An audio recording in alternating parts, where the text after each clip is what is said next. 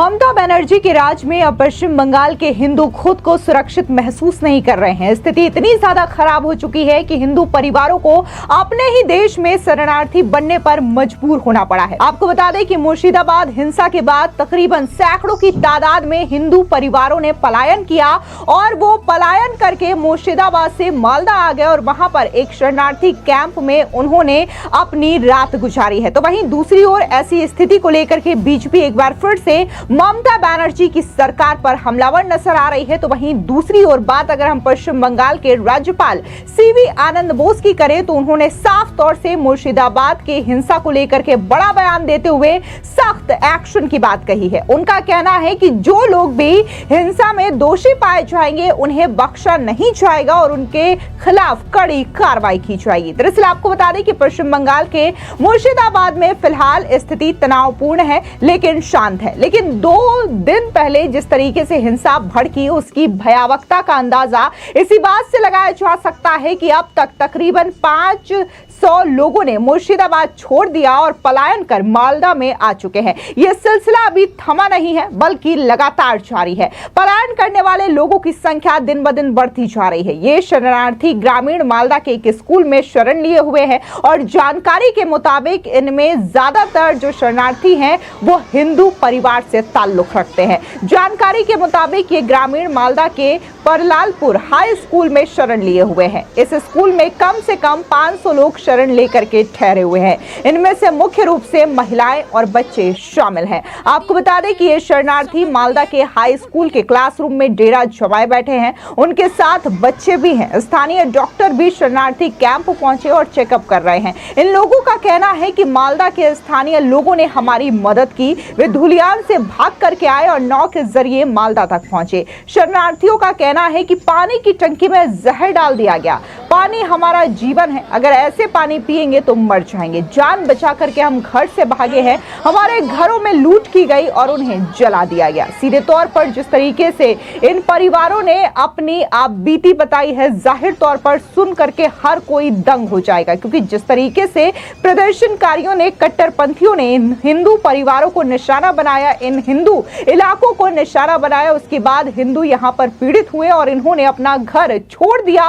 वे बेघर हो गए और आज उन्हें शरणार्थी बनने पर मजबूर होना पड़ा। ऐसे में आपको बता दें कि जिन शरणार्थी कैंप में ये तमाम हिंदू परिवार पहुंचे तो इन्होंने वो खौफनाक मंजर की दास्तां भी बयां की और अपनी आप बीती भी बताई कि कैसे वो मुर्शिदाबाद छोड़ करके मालदा पहुंचे। 500 प्लस है यहाँ पे। आप देख रहा है जे शुक्रवार से घटना चल रहा है। हमारा जे हिंदू का ऊपर में इतना टॉर्चर हुआ, धुलियान से बहुत आदमी आया, अपना जीवन का बचना के लिए आया। यहाँ पे क्या है, वो हिंदू आदमी है, इसी में लिए उसी को ऊपर में वो घाट तोड़ दीजिए, आंख जला दीजिए, उसको मर्डर कर दीजिए, उसको जितना भी है संपत्ति को लूट कर लीजिए। ऐसे कर रहा है। ऐसे के देश हमारा पश्चिम बंगाल चलेगा? ममता बनर्जी का पुलिस प्रशासन कोई भी स्टेप नहीं लिया, स्टेप ले लेगा तो ऐसी घटना नहीं घटित होता था। वहाँ पे जहाँ पे कोई भी आदमी एक कपड़ में रहा था, एक कपड़ में यहाँ पे है। यहाँ पे आप देख रहा है, सब देख कर लीजिए, कोई व्यवस्था नहीं है। वो मिट्टी में सो रहा है, कहाँ सोएगा भाई? वो तो कोई भी कपड़ा भी नहीं है, कोई भी पानी भी व्यवस्था ठीक ठाक नहीं है, कोई भी खाना भी नहीं है। एक आदमी का खाना 3-4 जगह में भाग कर लिए खा रहा है। इसी चल रहा है। वो हिंदू है, वो बोल रहा है था दुर्भाग्य। एक आदमी बोल रहा था हिंदू दुर्भाग्य, हम हिंदू दुर्भाग्य है। दुखी बहुत बड़ा दुख है। वो मुस्लिम रहेगा तो कोई भी नहीं होता था। हिंदू है वो मंदिर तोड़ दीजिए, हिंदू है घाट तोड़ दीजिए। ऐसे हो रहा है। क्या देख रहा है? हम देख रहा था कि बांग्लादेश में ऐसे हिंदू सरकार से इसी चल रहा था, तो हमारा पश्चिम बांग्ला में ऐसे चल रहा है। बड़ो दुख है, बड़ो दुखी है। हम लोग आया इस शिविर में आया, क्या क्या हो रहा है, कैसे करना पड़ेगा, हम लोग शुभेंदु अधिकारी को हम जाना देंगे एवं हमारा जो प्रदेश प्रेसिडेंट सुकांत मजुमदार इसी बारे में उसको बोला लेंगे। हमारा उसी से चला जाएगा, स्वराष्ट्र मंत्री से, प्रधानमंत्री से चला जाएगा। क्या व्यवस्था करना पड़ेगा, हिंदू आदमी को बचाना पड़ेगा, घर को लिए जाना पड़ेगा, कितना पैरामिलिट्री लगेगा, जितना लगेगा इतना देना पड़ेगा, जितना बीएसएफ लगेगा इतना लगेगा, इतना देना पड़ेगा। इसको बारी में हम लोग है, रहेंगे, आज है, सब दिन में रहेंगे। यहाँ पे कितना लोग हैं, कब आया, किस लिए यहाँ पे लोग आया? यहाँ पर 4:30 से 500 लोग आए। कल 2 बजे तक, रात 11 बजे तक आया, अभी सुबह में आया। यहाँ पर धुलियान जो मुर्शिदाबाद है वहाँ हिंदू मुसलमान दंगा हुआ, दंगा के बाद इसका घर जला दिया हो, 150 घर जला दिया। उसके बाद वहाँ पर सब हक का इज्जत बचाने के लिए सब यहाँ पर चला गया। कैसे आया? नदी है, नदी के ऊपर था, हम लोग गया, नौका से बोट है, बोट पर ले आया। छोटा छोटा बोट है, रात 10:30 बजे तक हम ले आया वहाँ से। यहाँ पे अभी यहाँ पे रखा गया इन लोग का खाना पीना क्या इंतजाम है? ये लोग को जो 2 दिन तक ये लोग नहीं खाया। कल रात में खिचड़ी है, हम खिचड़ी गाँव का आदमी सब मिलकर चादर तोड़ के इसका खाना बना के व्यवस्था कर रहा है। अभी तब सब आदमी लेता है 100, 200, 500 करके, तो सब मिलकर खाना पीना व्यवस्था करता है। अभी आपका नाम? विकास सरकार। हम लोग कल 2 दिन से झमेला हो रहा था, बहुत ज़्यादा वहाँ पे मुसलमान है, हम लोग बहुत कम आदमी है, तो हम लोग 2 दिन से लड़ाई कर रहा हूँ उसका साथ, तो हम लोग नहीं पढ़ रहा हूँ, इसलिए हम लोग कल कुछ लोग 4 बजे, 5 बजे, 6 बजे आया, और बाद बाकी जितना आदमी है 10 आदमी था, वो हम लोग भाग के माँ नदी में आके नौका पकड़ के हम लोग यहाँ पे आया है, नहीं तो हम लोगों का जान चला जाता है। महिलाओं के ऊपर? हाँ, महिला का ऊपर अत्याचार हुआ, बहुत अत्याचार हुआ, हाथ पकड़ के टान रहा था, मार रहा था, माला टाला सब छीन लिया है, जितना टाका पैसा था उतना सब कर लिया है, घर में आग लगा दिया है, पूरा जला दिया है, लूटपाट कर लिया है। अच्छा, जो लोग आया था झमेला करने, वो लोग क्या वही मोहल्ले के हैं? हाँ, वो वही मोहल्ला का है। एमएलए का आमिरुल इस्लाम है, और वहाँ का मेंबर है महबूब आलम, और वहाँ का एमपी है खलील रहमान जंगीपुर का। तो वहाँ पे कल जो झमेला हो रहा था, जब आप लोग का घर तोड़ रहा था, उसमें कैसा परिस्थिति था?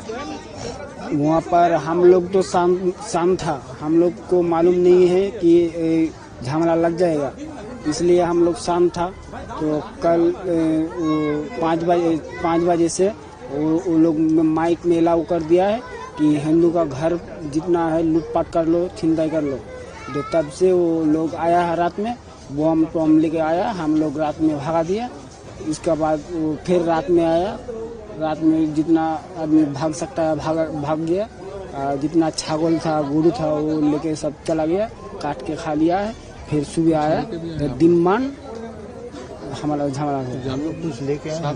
नहीं सर, कुछ नहीं लेके मैं आ पा रहा हूँ सर, ये सिर्फ गेंजी और पैंट है, इसका सिवा कुछ नहीं, पैसा से कुछ नहीं। वहाँ से जानवर भी लेके आए, छागल भी लेके आए साथ में? हाँ, सब जो सामान बचा सकता है थोड़ा थोड़ा लेके आया, नहीं तो किसी का पास रख दिया है, वो लोग देगा कि नहीं देगा कुछ मालूम नहीं है। अभी आप लोग कहाँ पे रुके हुए हैं?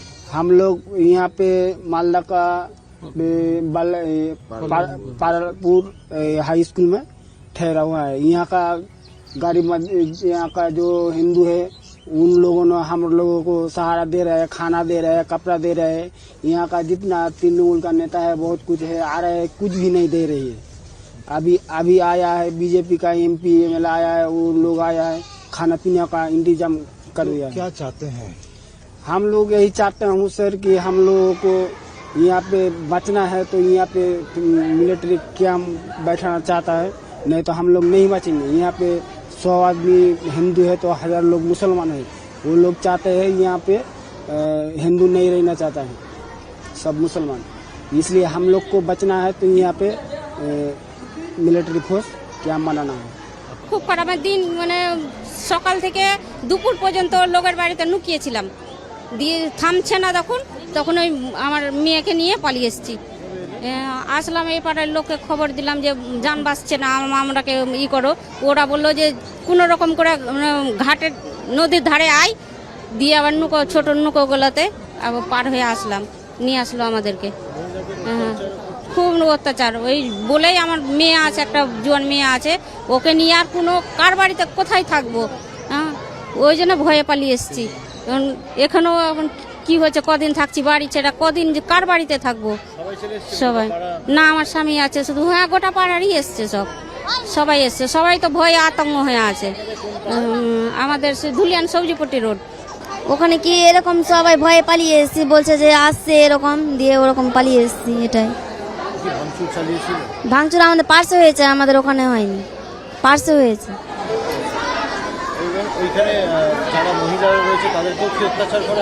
না, আমাদের মানে যেখানে আছে ওটা তো কিছু হয়নি, মানে পার্শ্বে যেটুকুটা হয়েছে, যা হয়েছে।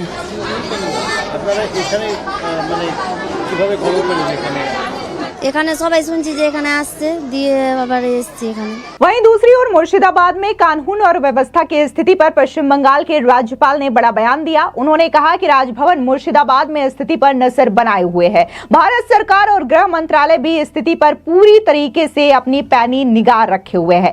इसके अलावा बीएसएफ और साथ ही स्थानीय पुलिस से रिपोर्ट एकत्र की जा रही है और इसके बाद जितने भी लोग इस हिंसा में जिम्मेदार हैं उनकी शिनाख्त की जाएगी और किसी भी लोग को बख्शा नहीं जाएगा जो कि इस हिंसा के जिम्मेदार है। आप भी सुनिए कि क्या कुछ पश्चिम बंगाल के राज्यपाल ने कहा। I have been told that the Calcutta High Court has ordered the deployment of central forces in the riot affected areas of West Bengal, including Murshidabad. Immediately on receipt of information about the riot, as governor, I have taken it up with the competent authorities of the Government of India and the state government the need to deploy central forces to maintain peace and bring normalcy in those riot-affected areas. I also discussed the situation with the various members of the political parties. I am glad that the Honorable High Court has stepped in and given the appropriate decision at the appropriate time. वहीं दूसरी ओर आपको बता दें कि जिस तरीके से हिंदू परिवारों के पलायन की खबरें सामने आ रही है तो इसको लेकर के बीजेपी एक बार फिर से ममता सरकार पर हमलावर हो चुकी है।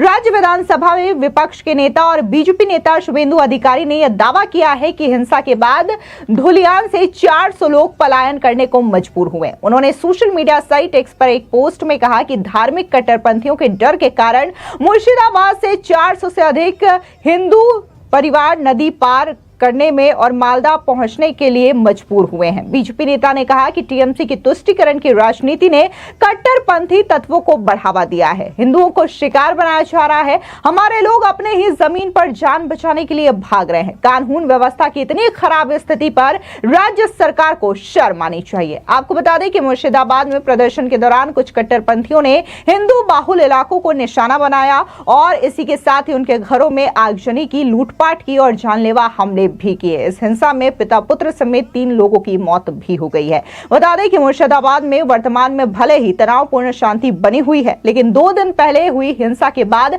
इलाके में भय और असुरक्षा का माहौल भी बना हुआ है और लगातार पलायन की स्थिति जारी है। इस बीच आपको बता दें कि लोग नदी पार करके दूसरी जगह जा रहे हैं, शरण ले रहे हैं, लेकिन ये एक बड़ा सवाल ममता सरकार से लोग पूछ रहे हैं कि अब क्या हिंदू ही अपने देश में सुरक्षित नहीं है। और जिस तरीके से बीजेपी हमलावर है, वो बार बार कह रही है कि ममता बनर्जी जो है पश्चिम बंगाल को एक बांग्लादेश बनाना चाहती है और खास तौर से जो अत्याचार हो रहे हैं वो हिंदू परिवारों के खिलाफ ही हो रहे हैं। आपको याद दिला दें कि अभी हाल ही में बांग्लादेश में तख्ता पलट हुआ था, जिसके बाद हिंदुओं के साथ काफी ज्यादा बुरा बर्ताव किया गया, उनको मौत के घाट उतारा गया और यहां तक कि बांग्लादेश से कई सारे हिंदुओं को पलायन भी करना पड़ा। और आज ये कंडीशन जो है कहीं ना कहीं पश्चिम बंगाल में हिंसा के बाद देखने को मिल रही है। फिलहाल इस पूरी खबर पर आपकी क्या राय है, कमेंट सेक्शन में जरूर बताएं। धन्यवाद।